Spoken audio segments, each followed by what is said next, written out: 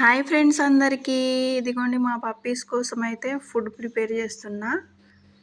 ఆలు, క్యారెట్టు వాటి తొక్క తీసేసి పీసెస్ కట్ చేసుకొని చేసుకోవాలి ఫ్రెండ్స్. దాంట్లో కొంచెం పసుపేసి ఒక ఎగ్ వేసి కుక్కర్లో ఉడకబెట్టుకున్నా.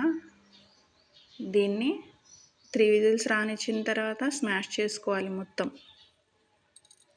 తర్వాత ఇందులో అన్నం వేసుకోవాలి. దీన్ని కూడా స్మాష్ చేసుకోవాలి.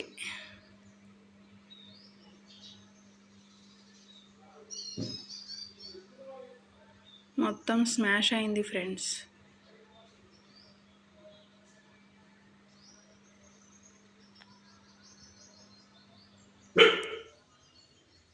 ఇట్లా ప్రిపేర్ చేసుకున్న తర్వాత మా పప్పీస్కి ఫుడ్ పెడుతున్నా ఫ్రెండ్స్. ఇంకా ఇదిగోండి పెట్టేసినా ఎట్లా తింటుందో చూడండి. చిన్న పప్పీ ఇది రీటా, ఇదేమో రిన్సీ. ఓకేనా ఫ్రెండ్స్, బాయ్.